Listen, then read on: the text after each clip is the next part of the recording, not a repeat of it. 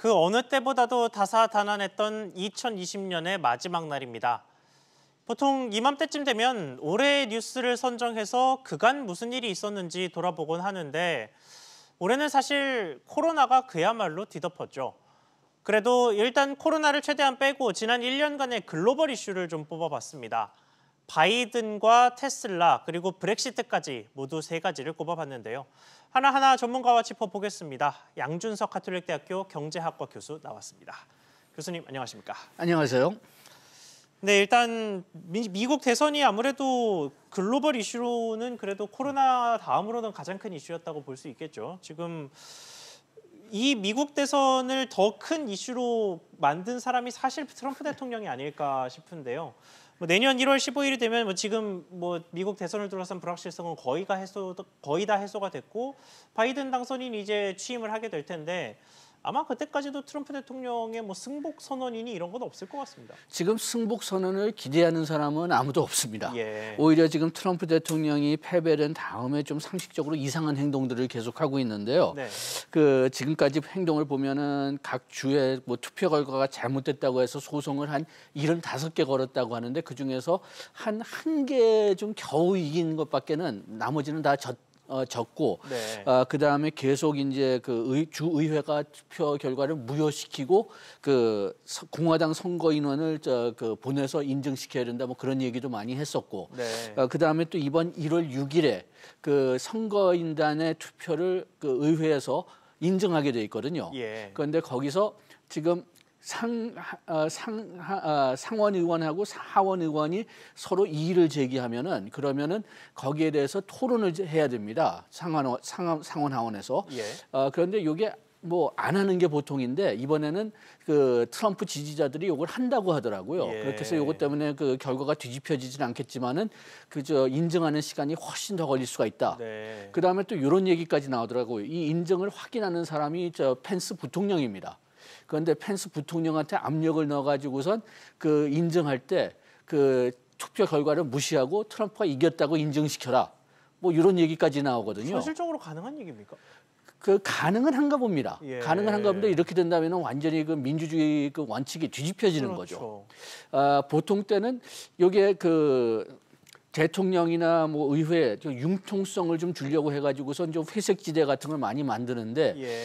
이런 회색지대 만들 때 가정은 정직한 사람들이 나와서 민주주의를 위해서 일하겠지 그렇게 하는데 이번에 트럼프가 들어와가지고선 이것을 다 어떤 면에서 보면 굉장히 악용을 하는 거죠. 네. 그래가지고선 이런 제도들이 좀 이렇게 어떻게 좀 바뀌어야 될지 그런 얘기도 많이 나오는데 하여튼 또 이번에 행동을 보면은 코로나 독감 지원금을 상원 하원 합의해가지고선 $600씩 미국 개인 한 1인당 주려고 했는데 네. 이것을 갑자기 트럼프 대통령이 아무 말을 안 하다가 이 법안이 이제 통과됐을 때 그때 $2,000를 만들어야 된다고 해서 서명을 또 안 한다고 해가지고선 그렇죠. 그걸 미리 말을 안 하고 해서 그렇게 되니까 지금 실업 보험이 일주일 동안은 지금 텅 비게 됩니다. 예. 그래가지고선 지금 그 돈 필요한 사람들도 지금 일주일 동안은 그 돈을 못 받게 됐기 뒤늦게 때문에 서명을 하기는 했지만 이미 일주일 공백 사태가 나온 거네요. 그리고 또 이제 국방 예산법을 또 서명을 안 해가지고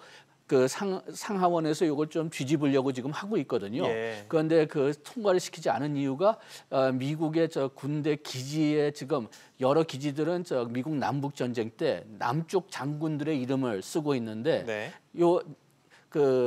아무래도 작년 동안 인종 문제가 상당히 심했기 때문에 미국 상하원, 공화당, 민주당 둘 다 이 기지 이름들을 남쪽 장군 이름들을 바꾸자. 그렇게 나왔는데 트럼프 대통령이 바꾸면 안 된다고 해가지고선 또 서명을 안 했던 거거든요. 예. 그래서 그런 식으로 진짜 좀 상식적으로 좀 이해하기 어려운 그런 행동들을 좀 많이 하고 있습니다.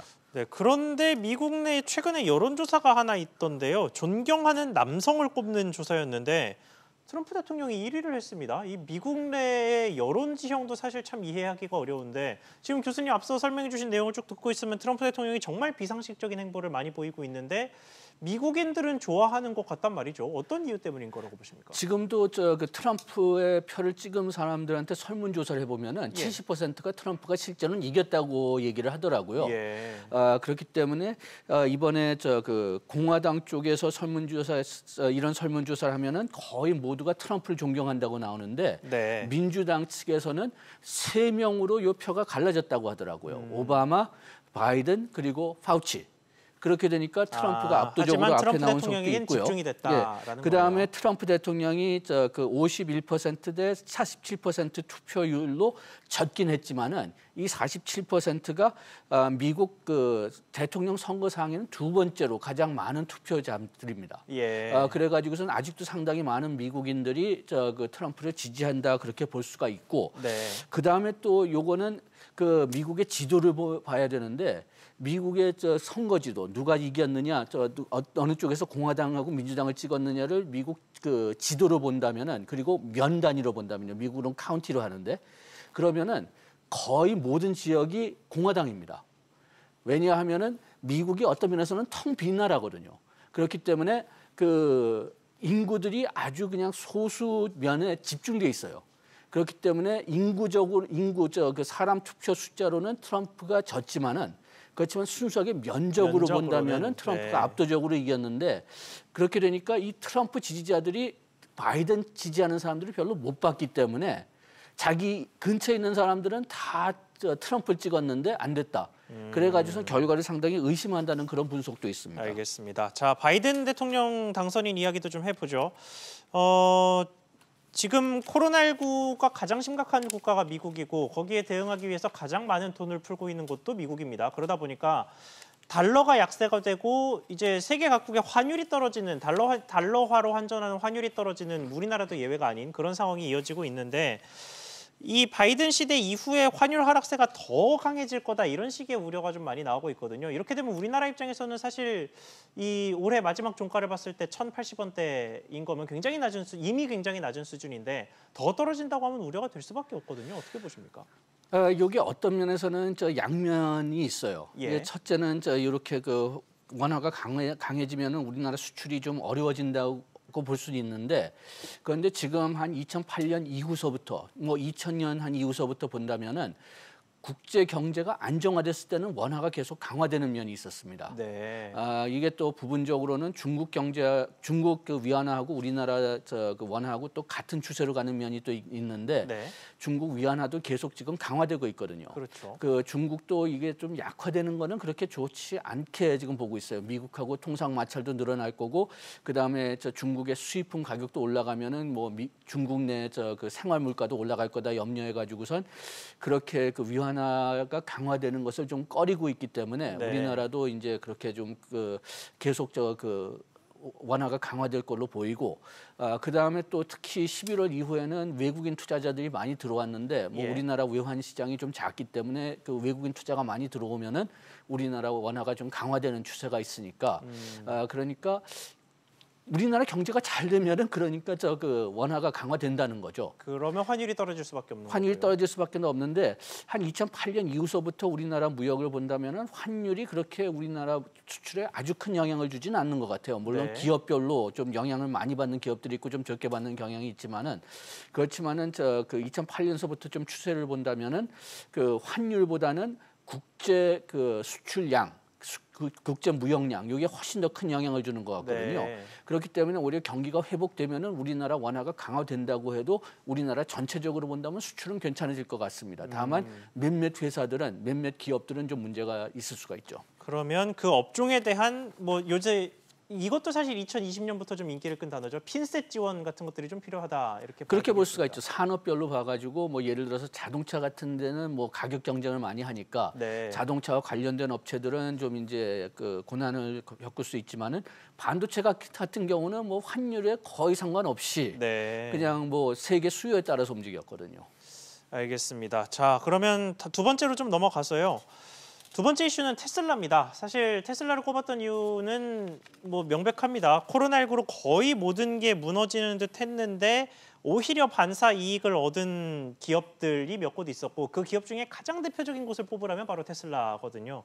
뭐 당장 올해 주가만 뭐 7배 넘게 폭등을 했으니까 테슬라가 그야말로 질주를 했다고 볼 수 있을 텐데 테슬라 전반적인 상황 그리고 앞으로의 전망 어떻게 보십니까? 예, 저는 테슬라가 어떤 면에서는 뭐 거품이라고까지는 얘기하지 않겠지만은 지금 저 상당히 좀 뭐 빛을 보기 때문에 좀 주가가 너무 많이 오르지 않았나 좀 그런 기업으로 좀 보고 있는데요. 그 이유가 그 전기차로는 처음에 들어간 회사고 그것 때문에 좀 뭐라고 할까 미국이나 뭐 세계 그 사람들의 그 어떤 상상력을 그냥 딱 휘잡은 회사다. 네. 그래가지고서 일론 머스크 같은 경우를 본다면은 완전히 뭐 영화 스타가 됐죠.